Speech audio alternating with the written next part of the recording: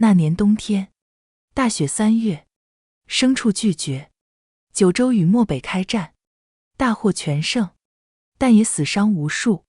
我在硝烟余烬里扒拉出还有一口气的陆虞。半年后，陆虞醒了，执意要对我以身相报。我推三阻四，支支吾吾。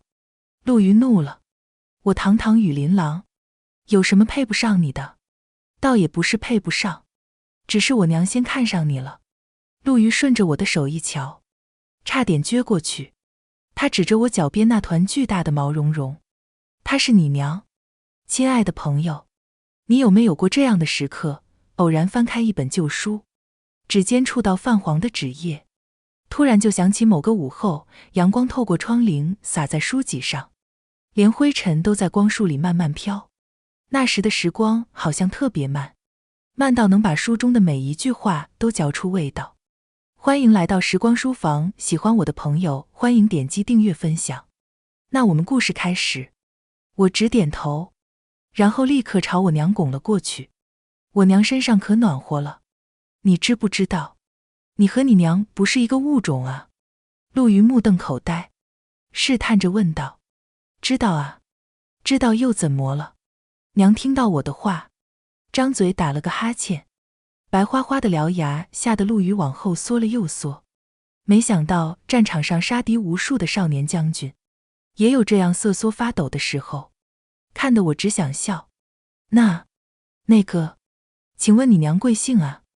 缩得太快，陆虞的伤口裂了，说话也不那么利索。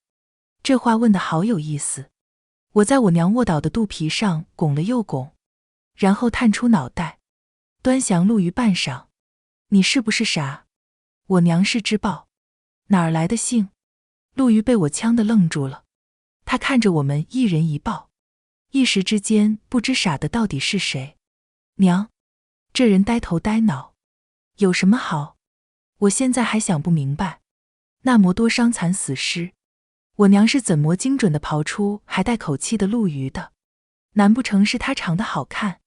可才拖出来那天，她血淋淋的，也看不出来好不好看啊？谁呆头呆脑？陆虞又怒了，啧啧，耳朵真尖，那明明是我跟我娘说的悄悄话。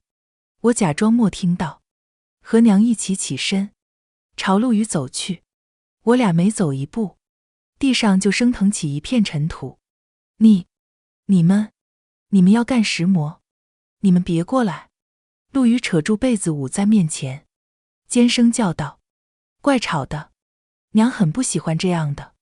我轻轻提醒陆虞，示意他噤声，可他压根不听，竟然抓了榻上的枕头就朝我和娘扔来。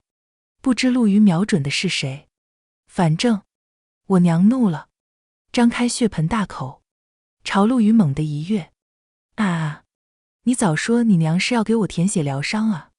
陆虞一脸哀怨埋怨我道。你也莫问啊，凭啥怪我？再说了，都舔了半年了，有啥好大惊小怪的？你每次被舔的时候，都舒服的哼哼唧唧，好几次，你都抱住娘的腿蹭来蹭去，不肯撒手。我看你明明早就习惯了，所以压根就没想到要特地告诉你。陆虞瞳孔地震，他舌头打结，颤颤巍巍道：你娘真看上我了？对啊。陆虞拳头紧捏，脑中天人交战，这还能有假？要不然我跟我娘费劲救你干嘛？打过那么多仗，去过那么多次战场，从来也没见过活人，偏这回我娘一早看上你，带着我在死人堆里找到你的。陆虞松了好大一口气，脑门上都积出了一头汗。他这样子看得我好生奇怪，不然你以为我娘一只豹能看上你什么啊？陆虞被我问得哑口无言，面上阵红阵白。啧啧，这人真古怪，脑子里到底成天想什么呢？陆虞很快就痊愈了。我虽舍不得娘，但还是跟着陆虞回了大京。要不还是把你娘也带上吧。临行前，陆虞问我，我扒在我娘脖子上，一把鼻涕一把泪的摇头，还是别了。大京那地方不是好地方，况且我这回去要做的事也不是什么好事。娘用鼻子推了推我，这就是告别了。娘转身走了，没有回我们的家，朝着一望无际的山峦去了。回大京的路上，陆瑜坐立不安，说有问题要问我。我让他问，他却欲言又止，搞得我都有点坐立不安。到底啥问题？咱俩都在一起待了这么久，你浑身血污，发臭发烂的样子我都见过，你还有啥不好意思的？发臭发烂？陆瑜脸一拉，没想到我会说这样的话，终于一咬牙，问出了那个在他心头盘桓已久的问题。那个，你娘为啥是一只花豹啊？我白他一眼，就这，因为我喝她的奶。陆瑜啊，对啊，不是说有奶就是娘吗？陆瑜脑子转了又转，这话好像不是这么理解的吧？我又白了他一眼，要你管。陆瑜不言语了，可好不容易消停了一阵，陆瑜又巴巴上了，提起了以身相报的事。那个，既然你娘都看上了我，喜欢我，我总归还不错吧？我打量了他一阵，满意的嗯了一声。陆瑜喜笑颜开，那你说，我们都听你的。陆瑜高兴的直搓手，把设想的婚宴安排对我如数家珍。我左耳听，右耳出，婚嫁是大事，但陆瑜不会知道，我此次回大京，还有更大的事要做。我要杀了狗皇帝给我娘报仇，这是比和他成亲更大的事。我跟陆瑜的婚事没有那么顺利，首先跳出来反对的就是陆瑜他爹。你真是昏了头了，半年多毫无音讯，一回来就说什么要成亲，说的时候有意无意瞟了两眼风尘仆仆的我。他的心情我能理解，好好养大的英俊羽林郎，出去打了一场仗，生死未卜，好不容易回来了，又黑又瘦不说，还带回了个衣衫褴褛的女子，说要成亲，这不是家里精心伺候的大白菜叫猪拱了吗？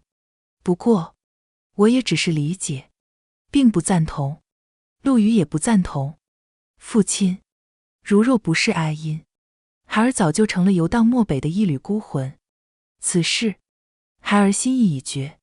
说着，陆瑜就跪下了。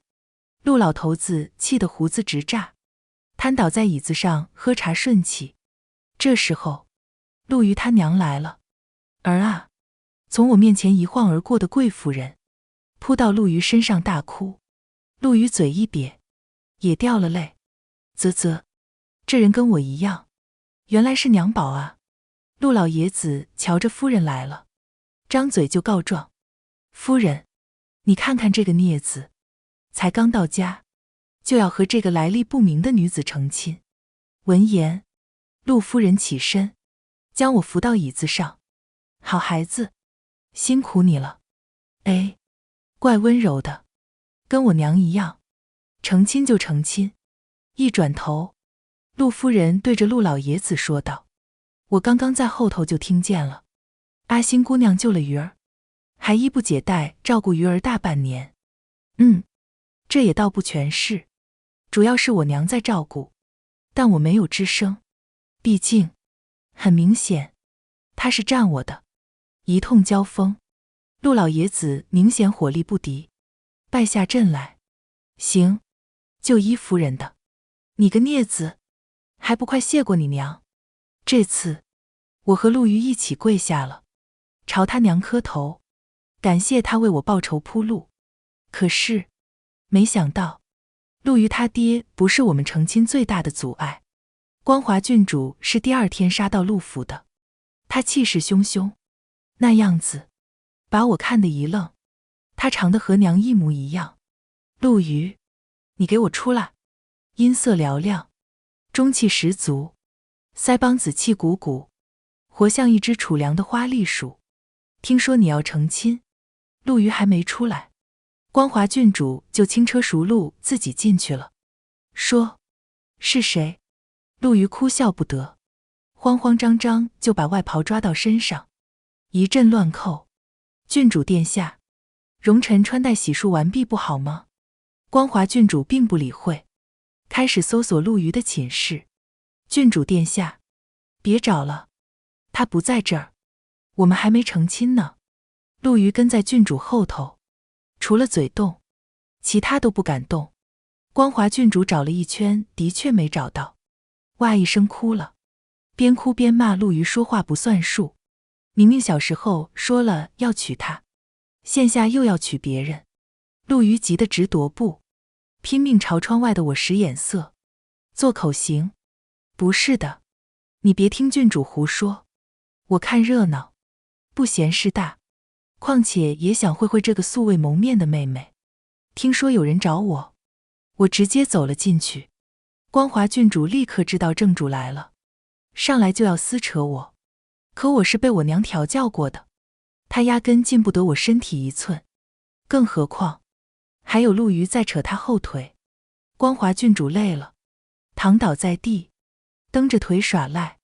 陆瑜束手无策，只知道钱着急，一遍遍说没用的话。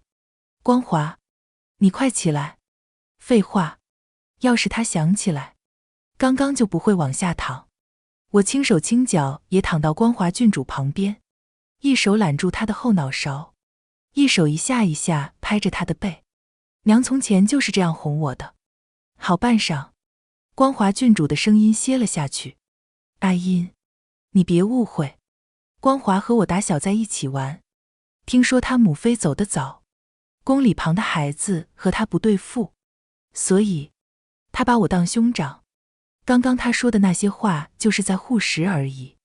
陆瑜急切地向我解释，我嘘了他一声，我知道。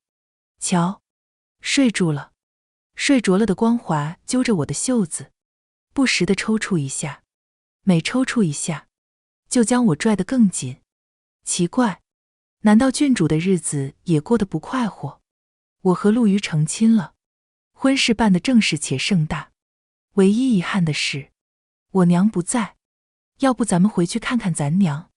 陆瑜关切地问道。我拒绝了，还不是时候。婚事过后，紧跟着就是另一桩大喜事，皇上要给陆瑜升官，给我加封诰命。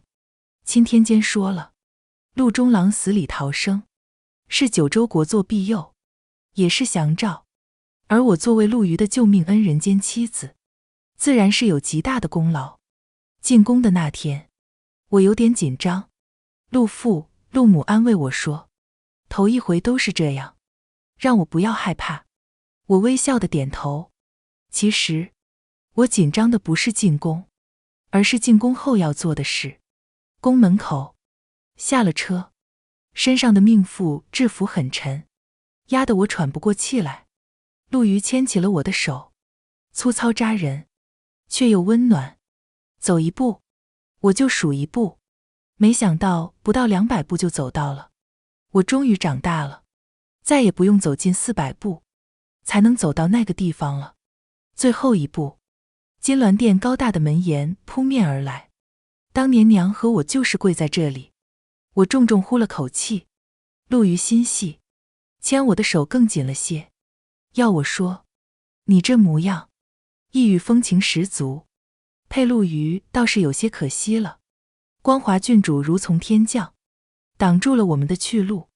她用眼神上下扫视着我，把陆瑜吓了一跳。郡主殿下，你什么意思？什么叫配我可惜了？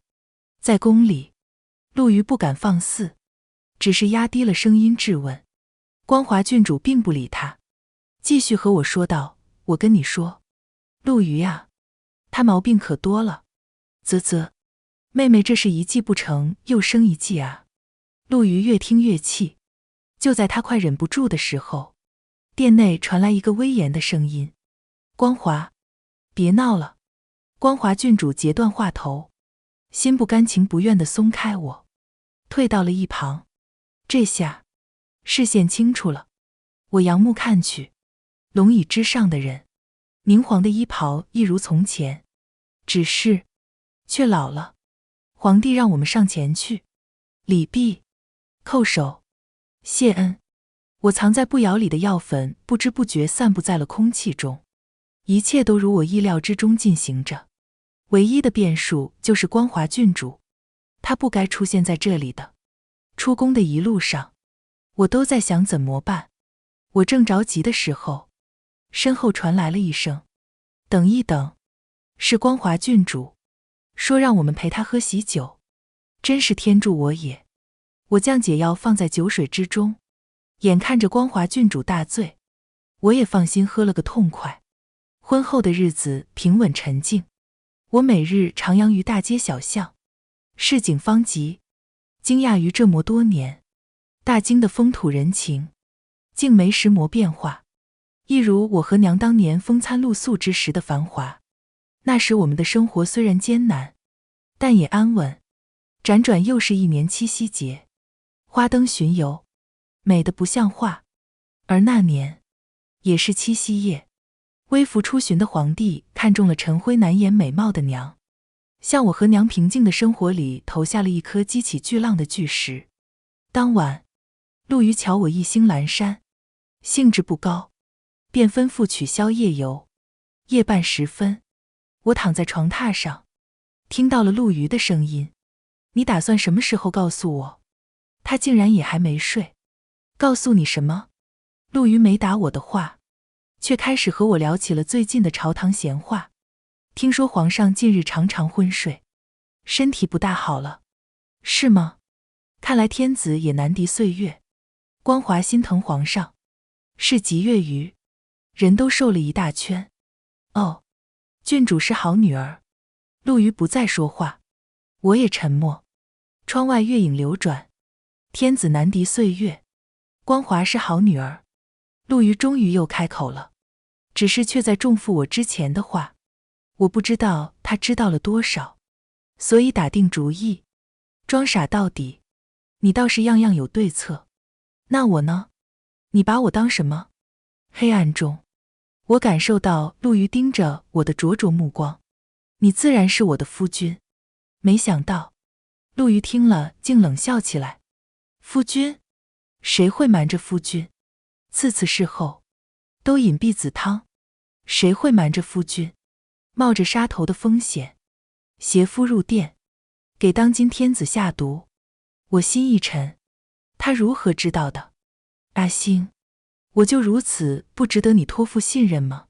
你连我们的孩子都不想要。陆虞坐了起来，脊背笔直，阴影打在我的脸上。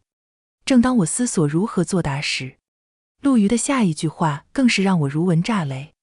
他说：“小哑巴，你还没认出我来吗？”小哑巴，多少年没人叫过我这个名字了。我是我娘和北漠夷人生的孩子。小时候，我的九州话带有浓重的北夷口音，没有身份地位的北夷人，在大京是活不下去的。乖乖，千万不要说话，不说话，咱们就能活。娘对我说，我听娘的。直到娘和我被皇帝接进宫里，我一直都不说话。进了宫之后，娘变得好忙，那么大的宫殿，只有我一个人。我踩着我的小脚丫丈量着这个陌生辽阔的地方。那天，我丈量的是御花园，一不小心踩踏了一个蚂蚁哦。小蚂蚁们四处逃窜，到处乱撞，最终也没能找到回去的路。我蹲着看了好久。喂，你看什么呢？循声而去，是一个长相精致的小男孩，但趾高气扬，不像好相与的人。我转了个身，把屁股对着他，并不理睬。结果对方莫懂我的意思，反而嘟嘟嘟跑过来，蹲在了我的旁边。哇，这么多蚂蚁，它们好小，力气好大。男孩喋喋不休，我不言不语。小哑巴，跟我来，我知道一个更好玩的地方。男孩牵着我的手跑将出去，气喘吁吁，心跳如鼓之际，我们停了下来。小哑巴，你看，这些野兽可比蚂蚁厉害多了。我望着眼前的花豹，愣住了。皇宫里竟然还有这样的地方。男孩说，这儿是珍禽阁，是皇帝专门驯养各方珍禽异兽的地方。那之后，男孩成了我在宫里的秘密玩伴。是你？我嘴唇哆嗦，打着颤的坐起身，不敢置信地吐出了2个字：当然是我。漠北醒来，看到你的第一眼，我就知道是你。陆羽语气坚定，把我用力地拥在怀里。小哑巴，你怎么能这么久都默认出我来？陆羽好委屈，他的脸埋在我的脖颈，湿湿的，和小时候一样。是啊，我怎么那么久都默认出他来呢？隐忍了这么久，我从不敢松懈。现在，终于能放心哭一场。我的手指不受控制地紧紧捏着陆羽后背的衣衫，很快，上面就被我的泪阴湿了一大片。第二天早上，我没有再喝避子汤。皇帝的病恶化得很快，没等到新年，就驾崩了。大仇得报，我一身轻松。过程中唯一让我心生不安的便是光华郡主，他是那么爱他的父皇，但若他知道我是为了咱们的娘报仇，想必他也不会怪我吧。当初娘和我被接进宫后，皇帝很喜欢我娘，一度到了交房专宠的地步。可这个拥有了一切的男人，却还不知艳足。娘有了身孕之后，便又宠起了旁人。娘挺着日渐大起的肚子，每日在殿中愁眉苦脸，以泪洗面。乖乖，怎么办呢？该怎么办呢？娘日日嗫嚅，我好生气。为什么要让小鹿般快活的娘变成像笼子里圈禁的鸟一样？我一面生气，却又一面忍不住跑出去找小鹿鱼玩耍。如果知道那次回来再也见不到娘，我怎么也不会跑出去的。我清楚地记得，那天突然下起大雨，我莫名一阵心慌，挥开了小鹿鱼牵我的手，拼命往回跑。到了殿中，扑鼻而来浓重的血腥味，宫人忙碌，却不见娘。我好想问，我娘呢？但我不敢张口，我生怕给娘带去麻烦。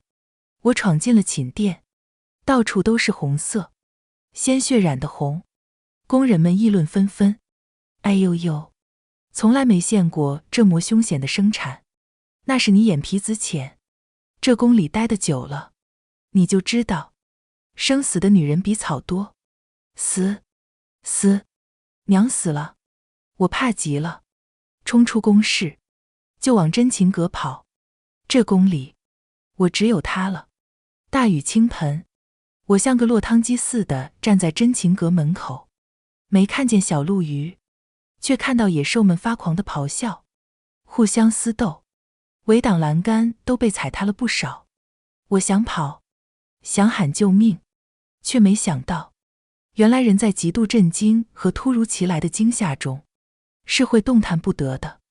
为首的那头花豹从林子里急速朝我奔来时，我以为自己死定了，却没想到，它大嘴一张，衔住我的后背，奔了出去。旁边是跟随的豹群，我颠簸在花豹口中，很快晕了过去。等我再醒来时，周围已然不是大惊景象。小鹿鱼跟我说过，这些花豹都是漠北运来京中的。看来，这群花豹是要回家，回漠北的路漫长荒凉。我吃不了生肉，衔咬我的那头花豹，把我塞到自己肚皮上，舔我的头发，温柔地把我往它的乳房上顶。饥饿难当，白色的乳汁，香甜诱人，我一下就吮吸了上去。所以，她就是我的第二个娘了，不然我早死了。我将往事讲与陆鱼听，他揉揉我的脑袋，说委屈我了。你放心，以后我们回漠北，找到咱娘，好好给她养老送终。啧，这人说的什么话？我娘，一只豹，要她养什么老？送什么钟？但我不想打破这温情时刻。莫对他，那你当时为什么不在那里？你说要等我的，这也是多年来我心头的疑惑。男孩从来没有失信于小哑巴。陆瑜面露难色，似乎有点不好意思。等他终于要开口时，宫里出事了。皇帝多情，后宫女子众多，有所出的都被当王公郡主的子女接走同住，无所出的可选择自行归宁，或冷宫养老。有个本就在冷宫的废妃，不知怎么偷跑到了皇帝子宫，痛哭之余，大放厥词说皇帝是被人下毒害死的，言之凿凿，让守陵的太监宫女不敢轻举妄动。天还未亮，就请了皇族3卿6宫进宫主事。陆母是先帝幼妹，陆府自然在被邀之列。此事居然会有余波，是我没想到的。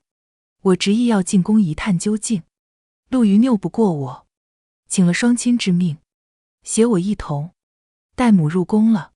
我们到得晚了些，正赶上太医院一众院判跪在地上，将头磕得哐哐响，说莫验出任何毒剂。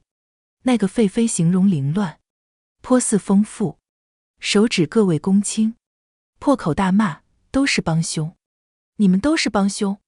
为首的老王爷当机立断，让人将他拖下去。此事被定性为一桩闹剧。废妃不甘心被拖走，手脚并用，狂嘶怒吼。经过陆瑜于我身边时，陆瑜下意识将我往身后护了护，就是这一护，我落后了半步，将废妃的面容看了个清楚。本来光听声音我还不信，现下我的双脚却被生生地钉在了地上，半分都挪不动。那发疯的废妃竟是我娘，虽然不似当年年轻惊艳，但肯定是我娘。可这说不通啊，我娘当年分明难产而死了，哪怕我娘没死，她怎么会成为废妃？她还有光华啊，光华跟娘长得那么像，不可能是别人的女儿。而且陆瑜也说过，光华的母妃早早就亡故了，怎么都跟这个发疯的废妃对不上。我想不通，我与陆瑜耳语，他也是脸色一变。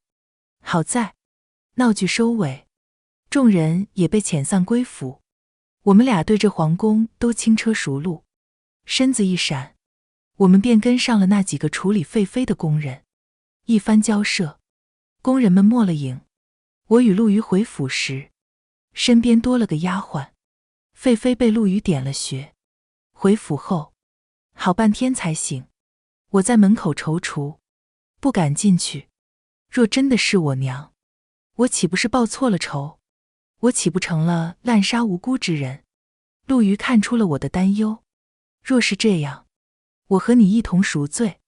我在陆瑜的陪同下走到废妃榻前，他双眼迷离，还不很清醒，看了我好一会儿，突然眼睛睁大，坐了起来。你，乖乖，真的是我娘。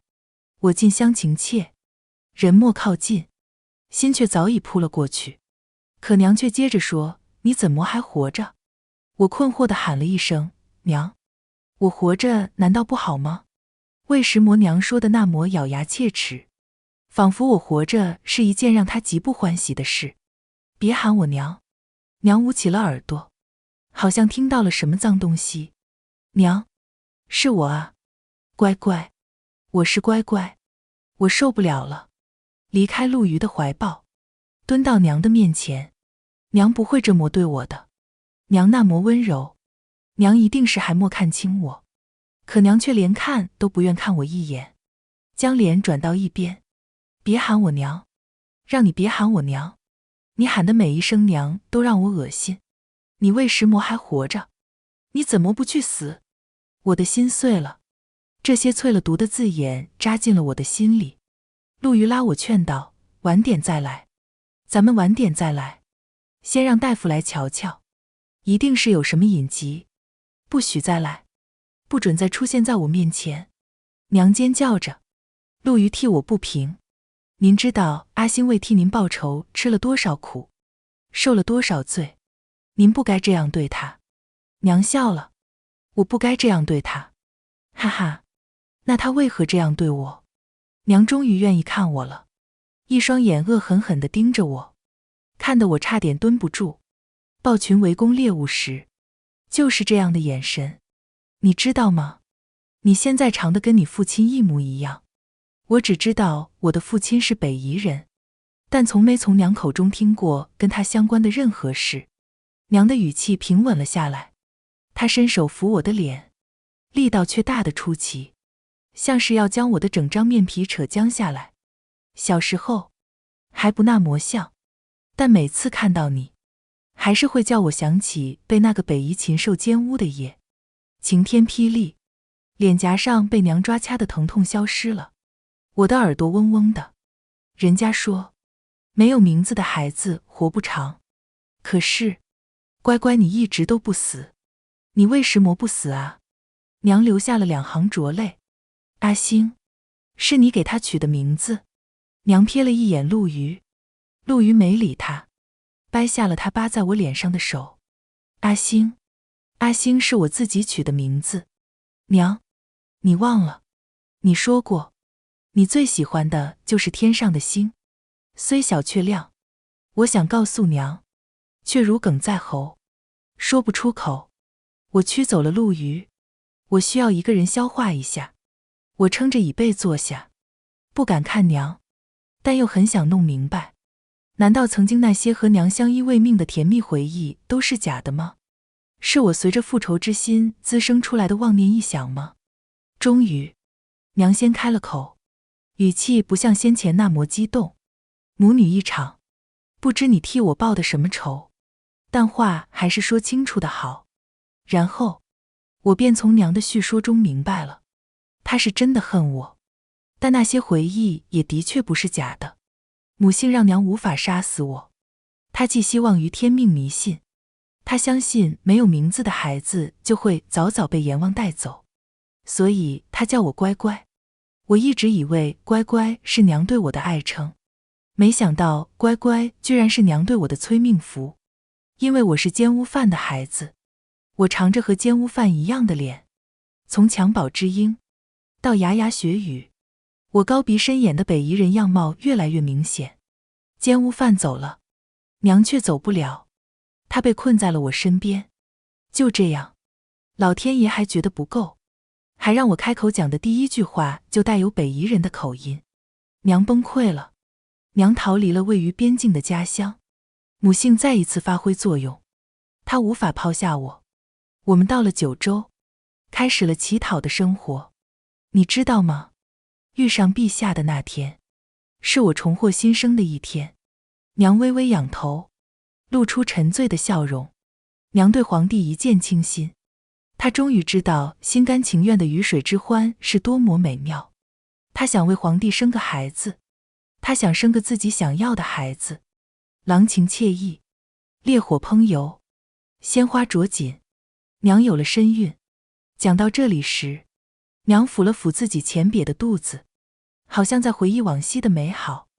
可是你那么小，就显露了那个奸污犯的恶毒恶心。娘话锋一转，不过是刚进宫那天，陛下夸了你一句好看，你便不知天高地厚，仗着陛下的喜爱，满宫乱跑。娘嫌恶的上下扫视着我，用寸寸目光凌辱着我。我跟陛下说你太野了，陛下竟然抚掌大笑，说宫里听话的多，撒野的少。无妨，每逢陛下去看我，你都娇滴滴凑在陛下跟前献媚。你是奸污犯的重，难怪那么小就晓得勾引陛下，抢我的男人。我仿如五雷轰顶，我不知道娘是这样想我的。她说的皇帝夸我好看的话，我一点不记得了，但是我的确在皇帝看娘时凑过去，不过那是因为皇帝抱着我啊，他总是亲亲我，贴贴我，喜欢把我抱在他的膝头，然后一点点给我喂东西吃。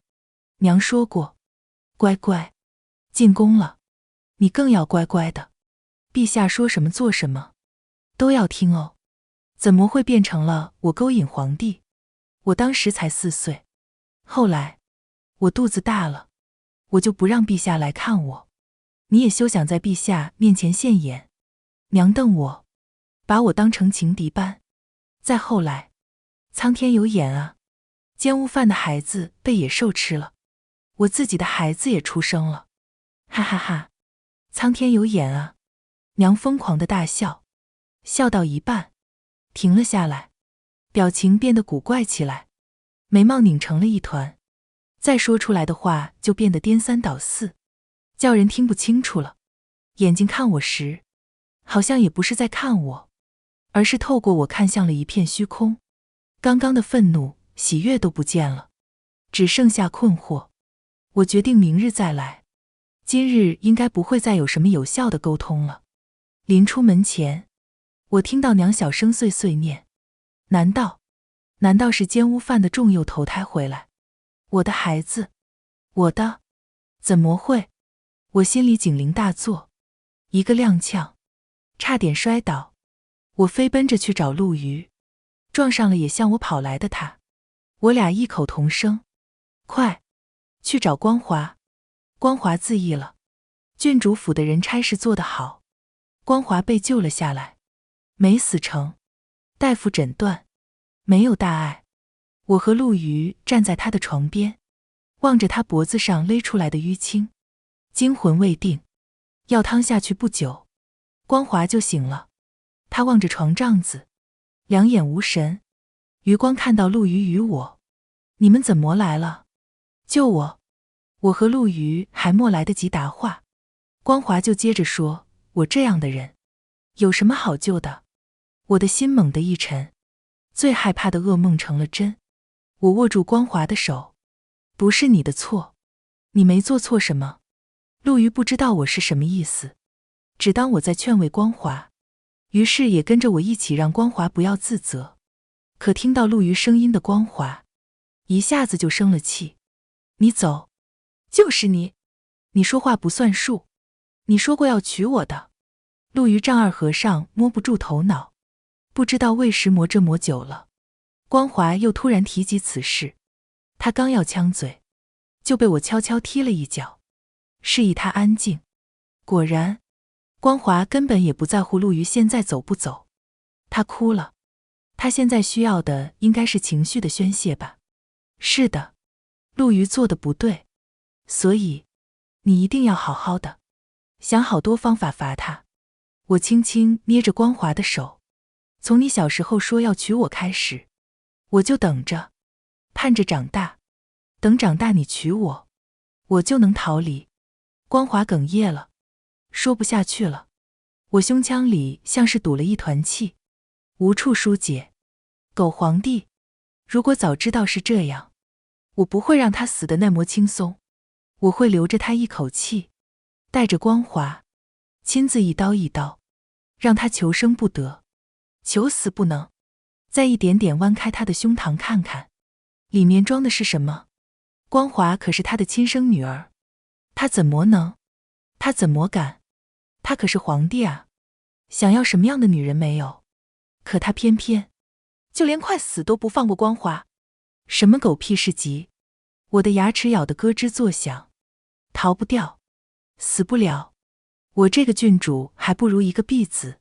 父皇说，我要是敢死，他就杀了母妃。现在父皇死了，母妃听说今天也被拖出去了，都死了，母妃也死了，为什么不让我死呢？光华万念俱灰，气若游丝。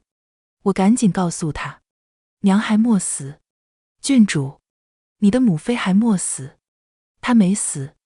光华满眼的不可置信，陆瑜也拼命点头。终于，我们将光华也接进了陆府。新帝即位，朝堂动荡，漠北彝族蠢蠢欲动。陆瑜自请戍守边境，举家北迁，越往北越寒凉。娘被关在冷宫那么多年，被灌下了不知多少该吃不该吃的药，身子骨早就不行了。没到目的地，娘走了，或许也是因为心里不想回去那个伤心的吧。我和光华决定，就将娘埋在路边的草地里，不带去漠北了。我恨，但这样离大京也近点吧。我知晓光华没说完的话，我们已经告诉了对方各自的一生。狗皇帝是禽兽，但狗皇帝却也给了娘唯一的爱情。娘直到最后，心里想的都是那个与他七夕相遇的陛下。我的心情很复杂，想必光华的心情只会比我更复杂。我们互相牵着手，走回马车。我知道，我便是光华日后的依靠和牵挂了。马车上，陆瑜正在烧茶，光华已经不气他了。但当陆瑜知道自己儿童时的一句话，给了光华多大的希望后，他就一直心怀歉意。喝茶，你喜欢的墨山绿玉。陆瑜撇开茶沫，给光华递了过去。光华并不立刻就接，给我递了个眼色。啧啧，这丫头要使坏了。陆瑜，你骗我也就算了，你怎么能骗阿姐呢？这话怎么讲？我也被光华说的好奇起来。他还是不接茶。陆瑜手已经被烫红了，但还是端着，辩驳道：我从来没骗过阿星，就连骗你那话，也不是故意的，不当算骗，只不过声音越来越小。光华瞧他这囧样，满意的接过茶，翘起二郎腿。还说默骗，你当年分明跟阿姐说，要在真情阁等他，怎么他去了？你不在？哦，原来是这事。的确，我之前也问来着，一时事多，竟忘了。陆瑜挠了挠头，有点不好意思。原来那天，陆瑜偷了他爹从南疆战场带回来的蛊虫，想让我看个新鲜，可是还不及拿出来，天就突然下起大雨，而我立刻二话不说甩了他的手往回跑。他只得冲我喊，说等我，让我快点回来。谁知左等我没去，右等我没去，陆瑜等不及了，想自己先看看蛊虫，谁知道罐子才开个缝，陆瑜才把脸凑过去，一只蛊就嗖的一下钻进了他嘴里。陆瑜吓死了，失手摔了罐子，抠嗓子眼半天也没把蛊吐出来。很快他就觉得自己头晕眼花，心里一股燥气，于是他就立刻回了家，告诉陆府陆母自己闯了大祸，可能要死了。陆瑜他爹一听就乱了手脚，但陆夫人却十分镇定，安抚好一双父子后，立刻找了懂蛊的苗医来看。苗医一番问询查看，确定进入陆瑜体内的那只是母蛊，并不会伤人性命。但苗医又追问了一句，着实让人后怕。苗医问子蛊是否还在，说子蛊还不成熟，可能会有个别不受母蛊控制，伤人性命。陆父陆母立刻携着陆瑜进了宫，赶到真情阁一看，傻眼了，到处一片狼藉，血迹斑斑，真情死的死，伤的伤，那群花豹踪迹全无，蛊虫更是一个没找现。于是众人猜测，可能是真禽野兽误食了子蛊，引发骚乱躁动，但莫听说有伤人死人之事，便也放下心来。而宫里全当野兽发狂，直接取缔了真情阁。之后，陆瑜还是每日进宫找我玩，却发现再也找不到我了。但我不死心，还是时不时就进宫。听到这里，光华拉长声调的哦了一声。所以你后来说要娶我，不会是把我当成阿姐的替身了吧？光华促狭一笑，背过身来朝我挤眉弄眼。陆瑜脸红得像块炭，蹭地站起，看看光华，又看看我，伸手发誓，我没有，我绝对没有。光华意味深长地择来择去，把陆瑜急得像热锅上的蚂蚁，恨不能剖心事忠贞。这两个人真是对上手了。我看向窗外漠北熟悉的景色，不理他二人。突然，远处原野奔来熟悉的身影，是娘。电光火石间，我一下明白了，当年那些子骨，一定有一部分是被豹群误食了，而近在眼前的我，带有陆鱼身上的气息，便让豹群体内的子骨错感应成了母骨，将我一掠而去。凭着翻涌的气血，一路奔回漠北故土。我将马车帘掀开，大喊了声娘。娘一跃而起，纵入车内，先舔舔我，又舔舔陆鱼，倒把光华和行军的兵士吓了一跳。娘在我和陆鱼中间卧倒，眯着眼，打了个哈欠。难怪当年死人堆里，娘能精准地找到陆鱼，定是蛊虫的感应。光华蹲在娘的旁边，跃跃欲试，想去挠娘的肚子。我与陆鱼相视一笑，觉得我们二人冥冥之中，好像一切皆有定数。尾声，陆家豹子军威名远扬，北夷人闻风丧胆。我怀第二个孩子的时候，陆鱼手下有个小将得罪了光华，两人天天吵架，吵着吵着就要舞刀弄枪。光华半路才跟陆鱼学的舞，三脚猫功夫不敌小将，不敌就哭，哭得小将面红耳赤，丢盔弃甲。夜晚，光华伏在我肚子上，听孩子的动静。没想到战场上杀敌无数的少年将军，也有这样瑟缩发抖的时候。我声音怯怯的，听得我心疼。我抚着他如水的长发，你是最好的人，我们是最好的人，我们值得最好的，我们会有最好的。那些脏的人、烂的人、臭的人，已经死了。